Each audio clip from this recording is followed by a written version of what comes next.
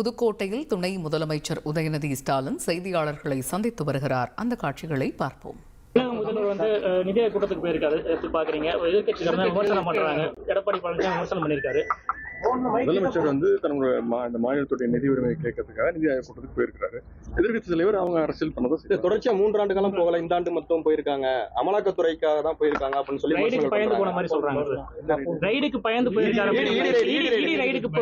முறை நான் சொல்லியிருக்கிறேன், இடி இல்ல மோடிக்கு நான் பயப்பட மாட்டோம். தொடர்ந்து என்னோட குரல் கொடுத்துதான் இருக்கோம். என்ன பண்ணாங்க?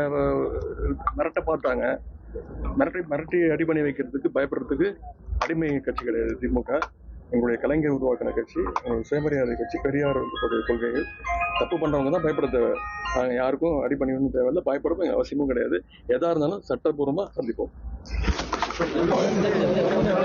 முதல்வர் நிதி ஆயோக் கூட்டத்துக்கு போயிருக்காரு. எப்படி பாக்குறீங்க? எதிர்கட்சிகள் விமர்சனம் பண்றாங்க. எடப்பாடி பழனிசாமி விமர்சனம் பண்ணியிருக்காரு. முதலமைச்சர் தன்னுடைய இந்த மாநிலத்துடைய நிதி உரிமையை கேட்கறதுக்காக நிதி ஆயோக் கூட்டத்துக்கு போயிருக்காரு. எதிர்கட்சி தலைவர் அவங்க அரசியல் பண்ணதை தொடர்ச்சியா 3 ஆண்டு காலம் போகல, இந்த ஆண்டு மட்டும் போயிருக்காங்க. அமலாக்கத்துறைக்காக தான் போயிருக்காங்க அப்படின்னு சொல்லி ரைடுக்கு பயந்து போன மாதிரி சொல்றாங்க. ரைடுக்கு பயந்து போயிருக்காரு. முறை நான் சொல்லியிருக்கிறேன், இடி இல்ல மோடிக்கு நான் பயப்பட மாட்டோம். தொடர்ந்து என்னோட குரல் கொடுத்துதான் இருக்கோம். என்ன பண்ணாங்க? மிரட்ட பார்த்தாங்க. மிரட்டி அடி பண்ணி வைக்கிறதுக்கு பயப்படுறதுக்கு அடிமை கட்சி கிடையாது திமுக.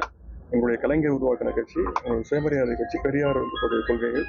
தப்பு பண்றவங்க தான் பயப்பட தேவை. நாங்க யாருக்கும் அடி பண்ணிடணும் தேவையில்லை, பயப்படவும் அவசியமும் கிடையாது. எதா இருந்தாலும் சட்டப்பூர்வமா சந்திப்போம்.